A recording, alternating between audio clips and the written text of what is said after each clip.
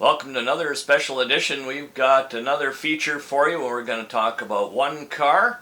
Actually, that's morphed into two cars, but this is a very young Barry Poole. This car is the Cheer 7 68 Mustangs, not a 135 car, but it has all this good stuff in the car. And this is when it was brand new. This is a promo shot. And we'll see as we go into the next one. Now you can see he still has some wide ovals on the front, so it's not near optimum as far as drag racing is concerned. He's got some street tires and mags on the front.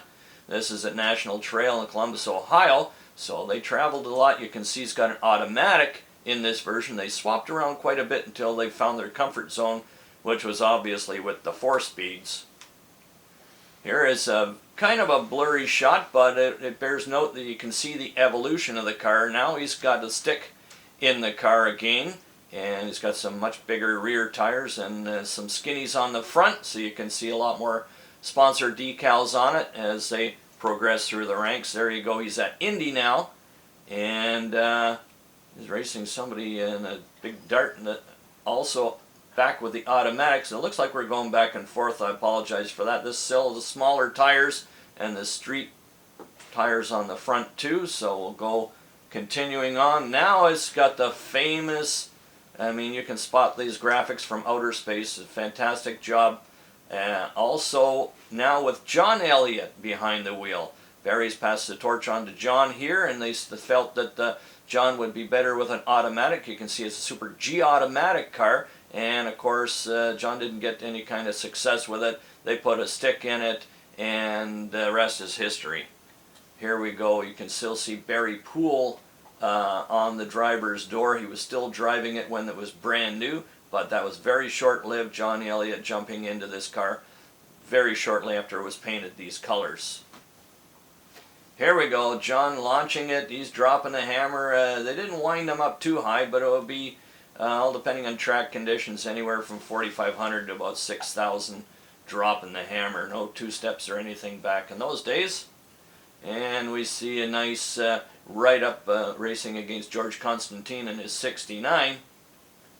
And you can see that he had an accident on the way home, and the car was repaired and continued on. So this thing is leading a troubled life even back then.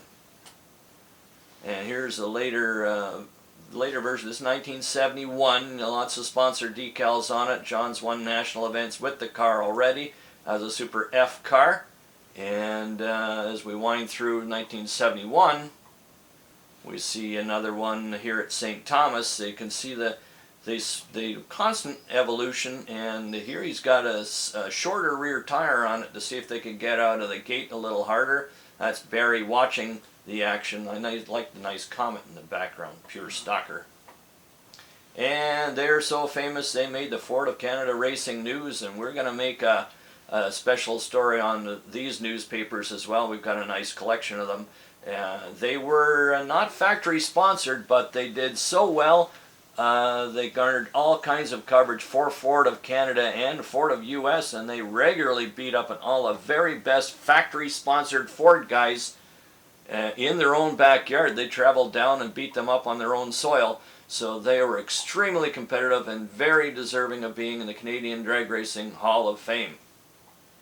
Here's where it transitions to Mr. Freeman.